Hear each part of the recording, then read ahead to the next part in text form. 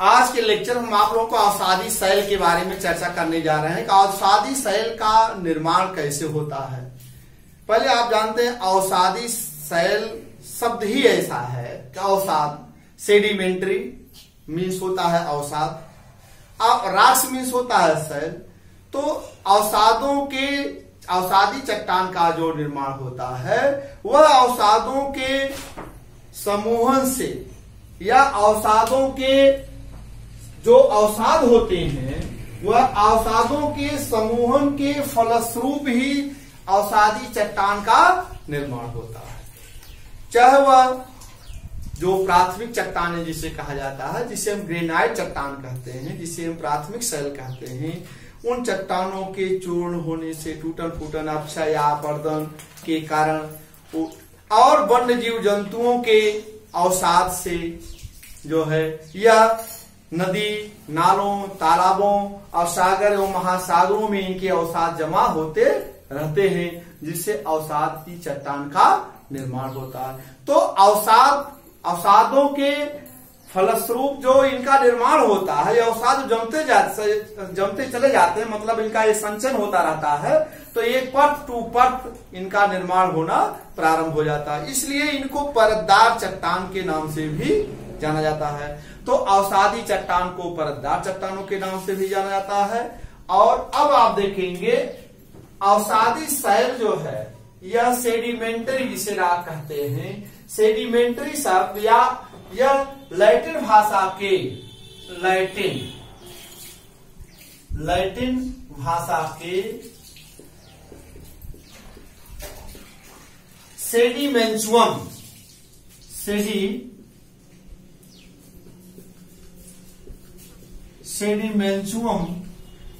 शब्द से बना, अर्थात सेडिमेंट्री शब्द का निर्माण जो है लैटिन भाषा के सेडिमेंचुअम शब्द से बना हुआ है, जिसका अर्थ होता है अवसाद जमना। अवसाद कैसे जमते हैं? चट्टानों के टूट फूट, जो चट्टान क्या ग्रेनाइट चट्टानों के टूट फूट के कारण और वन्य जीव जंतुओं के अपरदन या ह्रास से उनके अवशेष जब एक स्थान पर दूसरे स्थान पर जमा हो जाते हैं, परत टू परत जमा होता रहता है। और वायु के द्वारा, हवाओं के द्वारा भी जो है चट्टानों का या भूमि वन्य जीव जंतुओं का जो सड़े गले पदार्थ होते हैं उनको एक स्थान से दूसरे स्थान पर ले जाकर जमा करते रहते हैं वायु, उसे लोयस के नाम से जाना जाता है। तो लोयस वायु के द्वारा भी लोयस में भी परतें पाई जाती हैं। जैसे आप देखिए, उंगली देखिए, वायु जो है जब हवा चलती है तो वायु अपने साथ धूल कण को बहा करके बहुत दूर तक ले जाती है और वह परत टू परत जमा होता चला जाता है। ऐसे ऐसे देखेंगे बड़ी बड़ी नदियों के किनारे भी जो आप देखेंगे वायु के द्वारा जो है धूल कण जो है एक स्थान दूसरे स्थान पर वो अवसाद के रूप में जमा करते रहते हैं। इसी को भी हम क्या कहते हैं, वह परतदार चट्टान के नाम से जानते हैं। तो आप देखिए यह लैटिन भाषा के सेडिमेंचुम शब्द से बना हुआ है, जिसका तात्पर्य है नीचे बैठना। इसका तात्पर्य है इसका अर्थ होता है सेडिमेंचुम का नीचे बैठना।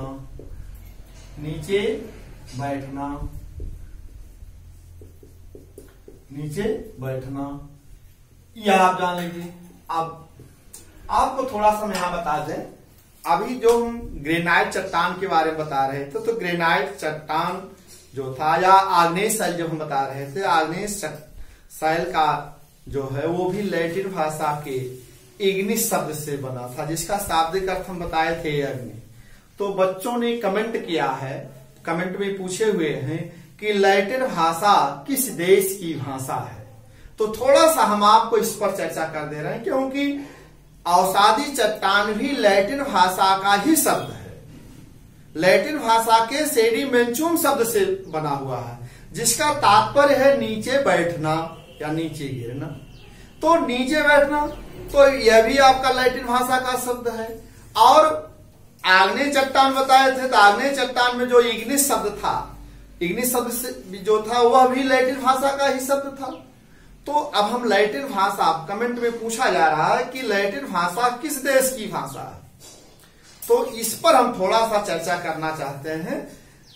अब आप जान लीजिए लैटिन भाषा जो है यह दक्षिणी पश्चिमी यूरोपियन देशों की भाषा है। यह एक भाषा परिवार है। इस भाषा परिवार के अंतर्गत जैसे आपका पुर्तगाली भाषा है, फ्रेंच भाषा है, और आपका स्पेनी भाषा है, इटालियन भाषा है, फ्रेंकल भाषा है, ये सब जो भाषा है आपके, इस भाषा के अंतर्गत अब आप सपोज कर लीजिए लैटिन परिवार के भाषा के अंतर्गत आते हैं। अब लैटिन भाषा को रोमानिक या रोमांस भाषा परिवार के नाम से भी जानते हैं। लैटिन भाषा को हम रोमानिक या रोमांस भाषा परिवार के नाम से भी जाना जाता है। तो आप ये भी जान लीजिएगा, लैटिन भाषा को हम रोमानिक या रोमांस भाषा परिवार के नाम से भी जानते हैं। अब इस भाषा के अंतर्गत यह भाषा दक्षिणी पश्चिमी यूरोप में पाई जाती है। अब इस भाषा दक्षिणी पश्चिमी यूरोप में जितने देश हैं, जैसे पुर्तगाल है, वहां पर पुर्तगाली भाषा पाई जाती है। फ्रांस है तो वहां पर फ्रेंच भाषा पाई जाती है। स्पेन है तो वहां पर स्पेनी भाषा पाई जाती है। इटली है तो इटालियन भाषा पाई जाती है। तो इस तरह से रोमानिया भाषा पाई जाती है। आप इसी तरह से फ्रेंकल भाषा पाई जाती है। तो ये सब जो है लैटिन भाषा परिवार के भाषा के अंतर्गत आते हैं। तो इन समूह भाषाओं को किस भाषा के अंतर्गत रखा गया है? लैटिन भाषा परिवार के अंतर्गत रखा गया है। लैटिन भाषा एक परिवार है, वो मुखिया है, उसी मुखिया की कई भाषाएं निकल गई हैं। अब आपको थोड़ा सा और हम आगे बता रहे हैं, जो नई दुनिया की खोज हो गई, नई दुनिया खोज मतलब उत्तरी अमेरिका और दक्षिणी अमेरिका, तो वहां आप देखेंगे ये बताया जाता, परीक्षाओं पूछा जाता है कि लैटिन अमेरिका का विस्तार जो है मैक्सिको से लेकर के मध्य अमेरिका और संपूर्ण दक्षिणी अमेरिका को लैटिन अमेरिका के नाम से जाना जाता है। क्यों इसका नाम लैटिन अमेरिका पड़ गया? अब आपको यहां पर ये जान लीजिए, लैटिन अमेरिका इसलिए पड़ गया कि यहां पर लैटिन भाषा परिवार, क्योंकि लैटिन भाषा परिवार के भाषाएं यहां बोली जाती हैं। अब बोली कैसे जाती हैं? दक्षिणी पश्चिमी यूरोपियन देश के जितने कंट्री हैं, चाहे वो पुर्तगाली हो, चाहे वो फ्रांस के रहे हो, चाहे स्पेन के रहे हो, चाहे वो इटली के रहे हो, सब लोगों ने प्रवास किया लैटिन अमेरिका की तरफ। जब ये लोग प्रवास किए, वहां बस गए, तो यह इनकी भाषा लैटिन भाषा थी। तो इसीलिए इस भाषा के लोग, भाषाई समूह के लोग, सर्वाधिक लोग वहां पाए जाते हैं, इसलिए उसको वहां पर लैटिन अमेरिका के नाम पड़ गया। मध्य अमेरिकी से लेकर के मैक्सिको से लेकर के मध्य अमेरिका और संपूर्ण दक्षिणी अमेरिका में लैटिन भाषा बोली जाती है, इसलिए उसका नाम पड़ गया लैटिन अमेरिका। तो अब आप लोग सपोज कर लीजिए, जो भी बच्चे कमेंट किए थे उस कमेंट को हम आपको यहाँ पर निराकरण कर दे रहा हूं। आपको और भी जानकारी दे दिए, लैटिन अमेरिका का नाम लैटिन क्यों पड़ा?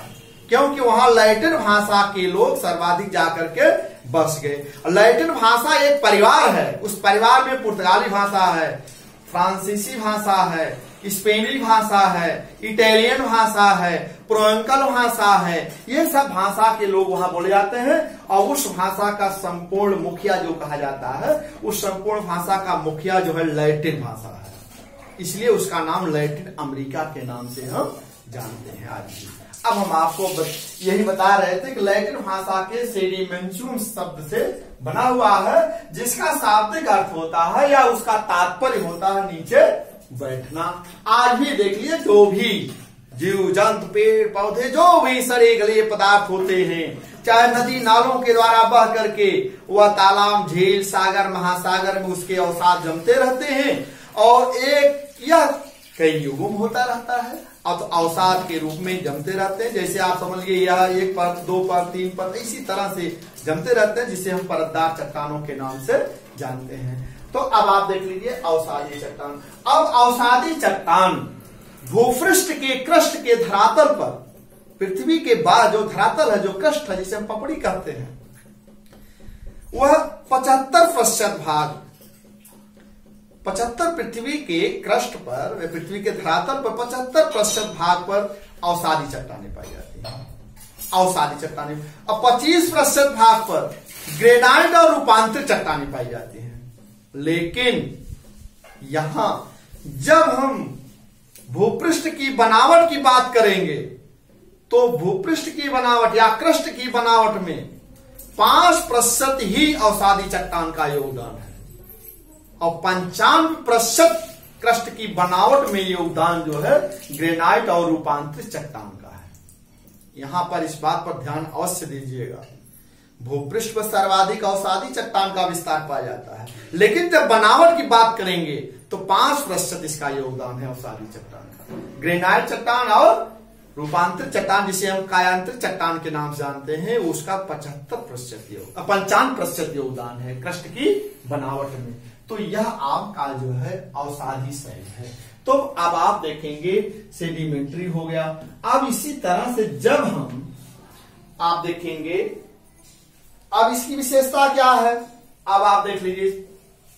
अवसादी चट्टानों में जो चट्टान पाए जाते हैं ये परतदार, परत टू परत मतलब परतदार चट्टानें हैं, जिसे हम इसमें ये क्षैतिज अवस्था में नहीं पाए जाते हैं। यहां पर जो पाए जाते हैं ये अवनति और अपनत के रूप में पाए जाते हैं। और इसीलिए आप देखिए अपनति और अवनत, जैसे ये है आपका यही देखिए ये, इसे हम क्या कहते हैं अपनत, इसे क्या कहते हैं अपनत, और इसे हम क्या कहते हैं अभिनति, अभिनति,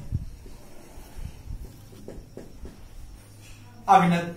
अब अपनति को क्या, उठे हुए भाग को अपनत कहते हैं, दबे हुए भाग को हम क्या कहते हैं अभिनत कहते हैं। अब जिसे हम कहते हैं इसको अपलिफ्टमेंट कहते हैं, इसे जो सब्सिडेंस कहते हैं या उत्थान और अवतरण कहते हैं। तो अपनति और अवनति जो है, यह जो है परतदार जो चट्टानें होती हैं, जो अवसादी चट्टानें होते हैं, यह अवनतियों में पाए जाते हैं। अपनतियों और अवनतियों में ये इनमें मोड़ पड़ जाते हैं, बलन पड़ जाते हैं। इसलिए जो है अवसादी चट्टानें जो की एक विशेषता है, यह अवनति और अपनतियों में पाए जाते हैं। अब आप देखेंगे यह जो है अवसादी शैल क्षैतिज रूप में कम पाई जाती है, लेकिन अवसादी चट्टानें अपनत और अवनत के रूप में पाई जाती है। अवसादी शैल जो है ये भेद एवं प्रवेश है, अवसादी शैल जो है भेद एवं प्रवेश है। इस चट्टान में जो है यह जो है ऐसा नहीं है, मुलायम चट्टाने हैं। अवसादी चट्टाने जो है मुलायम चट्टाने हैं। इनका अववर्धन भी सर्वाधिक होता, ह्रास भी अधिक होता है। और ये भी जब इनका भी ह्रास होता है, एक स्थान दूसरे स्थान पर इनके अवसाद भी जमते रहते हैं। ये प्रक्रियाएं धीरे धीरे ऐसे क्रमशः चलती रहती हैं। तो अब आप जान लीजिए अवसादी चट्टानों में अपवाद स्वरूप ये अप्रवेश भी होते हैं, जिससे जो सेल का निर्माण होता है। अब सेल का निर्माण कैसे होता है? सेल जो होता है सिल्ट और क्ले, जिसे हम चीका मिट्टी कहते हैं, क्ले या चीका के संगठन से, संयोजन से सेल का निर्माण होता है। अब आप सपोज कर लीजिए, यहां हम आपको बताना चाहते हैं कि सेल का निर्माण जो होता है कैसे हुआ है। सेल का निर्माण, अब आप सपोज करिए सिल्ट एवं क्ले। अभी आपको एक चीज याद रखिएगा हमेशा, सैल और सेल दो शब्द हैं, अलग अलग दोनों, बहुत अंतर है। देखिए एक सैल कहते हैं और एक शब्द है आपका सैल हो गया, एक शब्द है आपका सेल। इसे क्या कहते हैं? सैल या चट्टान राक्ष कहते हैं। और सेल को SSALE सेल। सैल तो आप जानते हैं चट्टान किसे कहते हैं, इसको हम पहले बता चुके हैं। अब दोनों में बहुत अंतर है। सेल क्या है? सिल्ट एवं क्ले। सिल्ट चट्टान, सिल्ट एवं क्ले दोनों के संगठित हो जाने पर सेल चट्टान का निर्माण होता है। सिल्ट एवं क्ले, क्ले देखिए सिल्ट एवं क्ले क्ले को चीका भी मिट्टी के नाम से जाना जाता है। चीका मिट्टी, चीका के संगठित हो जाने पर सेल का निर्माण होता है। अब ये सेल आप सपोज कर लीजिए, सेल यह अप्रवेश चट्टानें हैं, यह प्रवेश चट्टानें नहीं, अप्रवेश चट्टानें। अपवाद स्वरूप में अवसादी चट्टानों में यही एक सेल एक ऐसी चट्टान है जो कि अप्रवेश चट्टान है। यहां पर जो है पानी रिस करके नीचे नहीं जा पाता है, इसीलिए बताया जाता है कि अवसादी चट्टानों में ही तेल के भंडार पाए जाते हैं। तो उसकी तली किसकी बनी हुई है? सेल की बनी हुई है। किसकी बनी हुई है? सेल की। सेल का निर्माण सिल्ट एवं क्ले के संगठित हो जाने पर ही सेल का निर्माण हुआ है, और सेल की चट्टानों के ऊपर ही अवसाद खनिज तेल के भंडार पाए जाते हैं। अर्थात यह कहा जा सकता है खनिज तेल के भंडार की तली जो है अवसादी चट्टानों की ही बनी है, लेकिन वह किस प्रकार की चट्टान है? प्रवेश चट्टान है, अप्रवेश चट्टान है, जिससे सेल का निर्माण हुआ है। यह क्या है आपका? सेल। यह पूछा जाता है कि खनिज तेल के भंडार के नीचे अप्रवेश चट्टानें हैं, तो कौन सा है? सेल है। सेल का निर्माण कैसे हुआ हम आपको बता दिए। सेल एवं क्ले के संगठित हो जाने पर जो है सेल का निर्माण होता है। यह अधिकांश तेल भंडार जो है विश्व में इन्हीं चट्टानों के ऊपर पाए जाते हैं। अब आप देखेंगे शैल चूर्ण से निर्मित अवसादी शैल, शैल चूर्ण से निर्मित अवसादी शैल। अब शैल चूर्ण से निर्मित अवसादी शैल कौन कौन से आते हैं ये हम आपको बता दे रहे हैं। जैसे आप देख लीजिएगा, शैल चूर्ण से निर्मित अवसादी शैल जो है बालू का पत्थर, बालू का पत्थर, कांग्लोमरेट, कांग्लोमेरेट, जिसे संगुटी काष्म कहा जाता है हिंदी में, संगुटी काष्म के नाम से जाना जाता है। सिल्ट, सिल्ट, चीका मिट्टी जिसे क्ले कहा जाता है। चीका मिट्टी हिंदी शब्द है, इसको इंग्लिश में क्ले कहा जाता है। अभी आपको बताए हैं इसके पहले कि सेल का निर्माण सिल्टा एवं चीका मिट्टी या क्ले के संगठित हो जाने पर सेल का निर्माण होता है। विश्व के जितने खनिज तेल के भंडार हैं वह जो है सेल पर ही पाए जाते हैं। दोनों के संगठित होने पर सेल का निर्माण होता है। क्या होता है? सेल। विश्व के सर्वाधिक खनिज तेल के भंडार जो पाए जाते हैं वो सेल पर पाए जाते हैं। इस तरह से आप देखेंगे आपका लोयस तथा लोयस, लोयस अभी आपको बताएं वायु के द्वारा एक स्थान से दूसरे स्थान पर, वायु के द्वारा धूल कण को एक स्थान से दूसरे स्थान पर जमा करने की प्रक्रिया को ही हम क्या कहते हैं? उसको, उस मैदान को हम लोयस के नाम से जानते हैं। लोयस मैदान या लोयस मिट्टी के नाम से जानते हैं। लोयस शब्द का नामकरण कौन रखा था ये आपको थोड़ा सा बता दें हम आपको।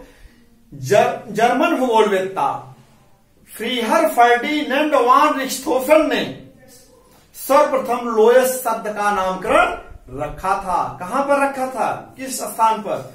चीन के आक्सिस प्रांत में, वहीं पर उन्होंने लोयस शब्द का नामकरण रखा था। तो अब आप देख लीजिए, यह जो है बालू का पत्थर, कांग्लोमरेट, सेल, चीका मिट्टी और लोयस का निर्माण जो होता है यह शैल चूर्ण निर्मित के आधार पर होता है। अब आकार के आधार पर हम बता दें आपको, आकार के आधार पर क्या होगा?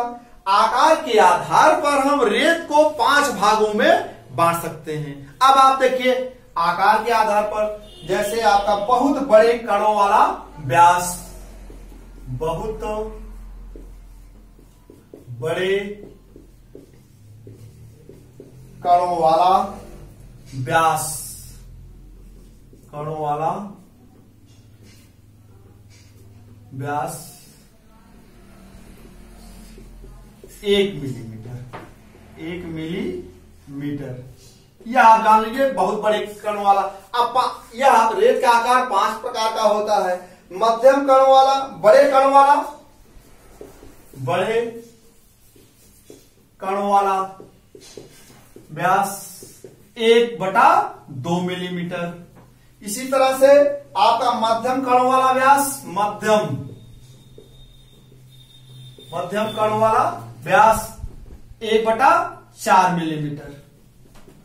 अब इसी तरह से आप देखेंगे बारीक कण वाला व्यास, बारीक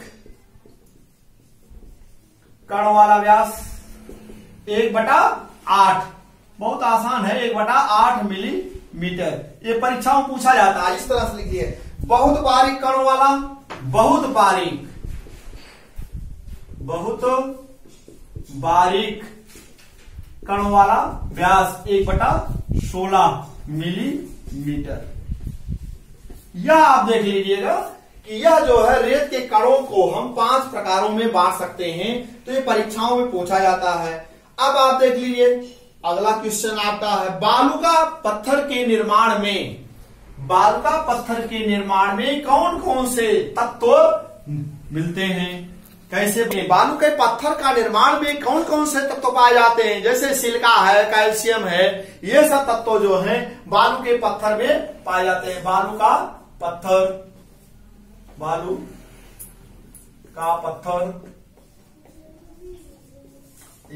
अब बालू के पत्थर में कौन कौन से तत्व पाए जाते हैं? सिलिका है, कैल्शियम है, लोहे के ऑक्साइड हैं, इनके संयोजन से जो है बालू का पत्थर का निर्माण होता है। अब आपको बताया था सिलिका एक शब्द, सिलिकन प्लस ऑक्सीजन,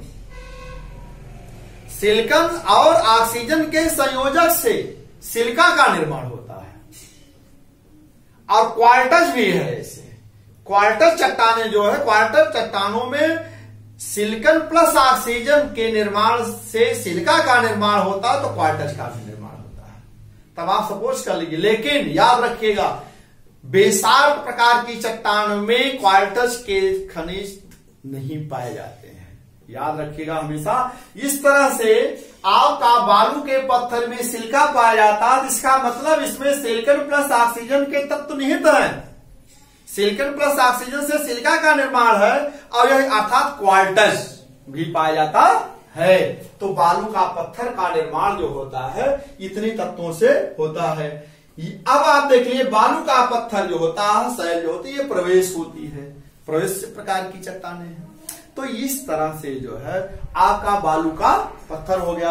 अब आप देखेंगे इसी तरह से अवसादी चट्टान का, जो अवसादी चट्टानों में किस प्रकार की कौन कौन सी चट्टानें पाई जाती हैं, यह आपको हम बताने जा रहा हूं। अब आप देख लीजिएगा कि अवसादी चट्टानों में 80% सेल, अभी हम आपको बताए थे, सिल्ट एवं क्ले के संगठित हो जाने पर सेल का निर्माण होता है। तो अवसादी शैल में या परतदार चट्टानों में 80% सेल पाया जाता है। कितना पाया जाता है? 80%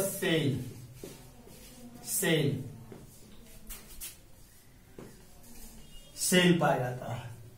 अर्थात अवसादी चट्टान में कितने % सेल पाया जाता है? 80%। सेल का निर्माण हम आपको बता दिए, सिल्ट एवं क्ले के संगठित हो जाने पर सेल का निर्माण होता है। अब आप देखेंगे 12% बालू का पत्थर। अब कितना बचा आपका? 8% चूने का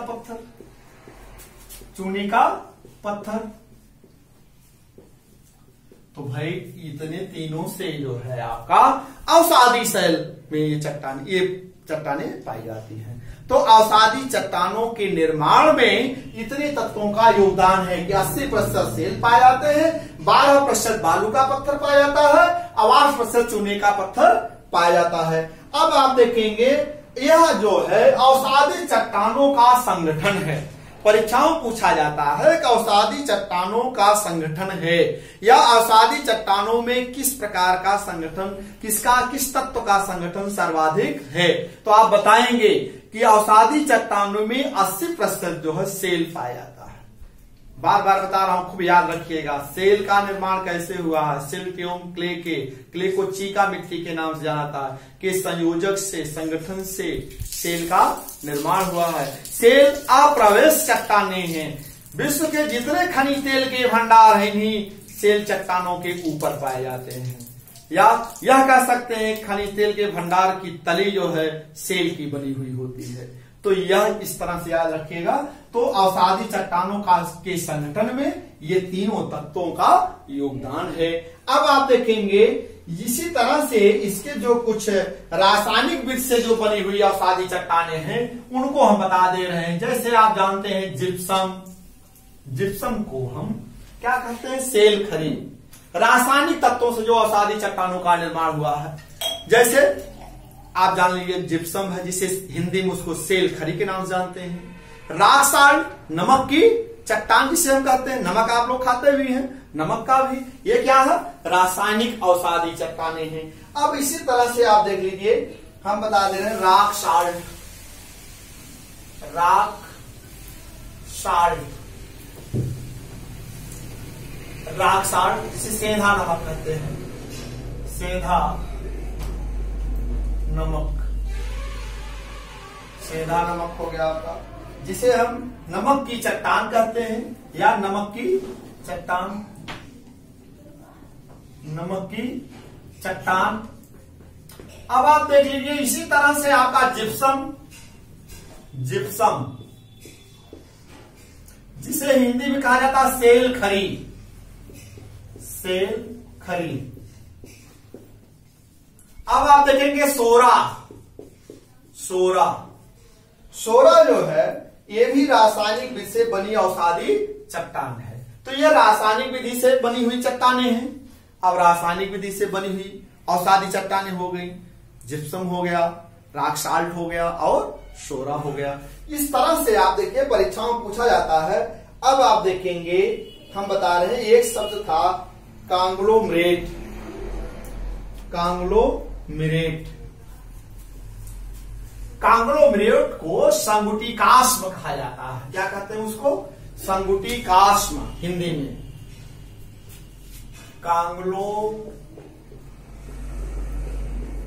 कांग्लोमरेट।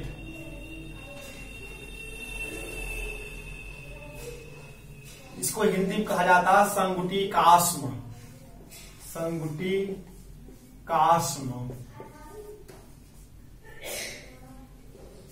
हिंदी में संगुटिकाश्म कहा जाता है। अब कांग्लोमरेट क्या है आप जान लीजिए, जब कणों का संगठन क्वार्टज खनिज द्वारा होता है, जब कणों का संगठन क्वार्टज खनिज द्वारा, अभी आपको क्वार्टज बता दिए हैं। क्वार्टज क्या, क्वार्टज में कौन कौन से खनिज तत्व पाए जाते हैं, सिलिका एवं ऑक्सीजन के योग से, सिलिकन एवं ऑक्सीजन के योग से सिलिका का निर्माण हुआ है और उसी से क्वार्टज का निर्माण हुआ है। तो कांग्लोमरेट में जब क्वार्टज खनिज पाया जाता है, क्वार्टज खनिज पाया जाता है, इससे जो है आपका ग्रेवल का निर्माण हो जाता है। ग्रेवल मतलब बजरी का निर्माण हो जाता है। कांग्लोमरेट जो छोटे छोटे कण हैं, इसमें जो क्वार्टज जब खनिज आ जाता है तो इसको सबको संगठित कर देता है, सबको एक दूसरे में मिला देता है, ये बड़े आकार का हो जाता है, जिसको हम ग्रेवल कहते हैं। ग्रेवल मीन्स बजरी, क्या कहते हैं उसको, बजरी, बजरी, ग्रेवल, इसको इंग्लिश में कहा जाता है ग्रेवल, ग्रेवल। अब यही याद है, कांग्लोमरेट में जब क्वार्टज खनिज का के द्वारा जो कांग्लोमरेट को क्वार्टज खनिज जो मिल जाता है तो उससे जो है ग्रेवल, बजरी का निर्माण हो जाता है। तो यह आपका जो है कांग्लोमरेट शब्द का आप याद रखिएगा। तो इस तरह से इसको पढ़ लीजिएगा। लेकिन अब जो है वर्तमान समय में बड़े बड़े पत्थर जो होते हैं, जैसे गोल आकार का पत्थर के टुकड़ों को हम, गोल आकार के पत्थर के टुकड़ों को हम पेबुल के नाम से जानते हैं। गोल आकार के टुकड़ों को हम क्या कहते हैं, उसको पेबुल, क्या कहते हैं, पेबुल, पेबुल के नाम से जानते हैं। लेकिन जब कोण के आकार के टुकड़े जब पाए जाते हैं तो उसे हम क्या कहते हैं, ब्रेसिया कहते हैं। क्या कहते हैं उसको, ब्रेसिया, ब्रेसिया कहते हैं। कोण के आकार के, मतलब तिकोना हो, पत्थर हो हर टुकड़ा 3 कोना हो, कोण के आकार का हो, टुकड़े को हम क्या कहते हैं, ब्रेसिया कहते हैं, और गोल के आकार के टुकड़े को हम क्या कहते हैं, पेपुल कहते हैं। तो यह जो है आपका चट्टानों में पाए जाते हैं। लेकिन बड़े बड़े पत्थर जब इनका एक दूसरे से संगठित हो जाते हैं तो इनका आकार अलग अलग हो जाता है। सिल्ट एवं चीका दोनों मुलायम एवं अप्रवेश चट्टानें हैं। सिल्ट एवं चीका जिसे क्ले कहते हैं, ये दोनों मुलायम प्रकार की चट्टानें हैं, लेकिन इससे जो है यह अप्रवेश चट्टानें हैं। इस पर कोई भी, यही सिल्ट एवं कहा जाता है। अभी बार बार मैं बता रहा हूं कि विश्व में जितने भी खनिज तेल के भंडार पाए जाते हैं उनकी तली जो है सिल्ट एवं क्ले की बनी होती है। ये भी परीक्षाओं में पूछाता है। सिल्ट एवं क्ले क्या है, ये मुलायम है, एक दूसरे जब मिल जाते हैं तो सेल का निर्माण हो जाता है। और कभी कभी परीक्षाओं में पूछ लिया जाता है कि खनिज तेल के भंडार की तली में सिल्ट एवं क्ले पाए जाते हैं कि नहीं पाए जाते हैं, तो ये याद रखिएगा सिल्ट एवं क्ले भी पाए जाते हैं। अगर सेल नहीं दिया है तब भी याद रखिएगा, परीक्षाओं कई बार ऐसा पूछा गया है। तो आप देख लीजिए यह अवसादी चट्टानें हैं आपका।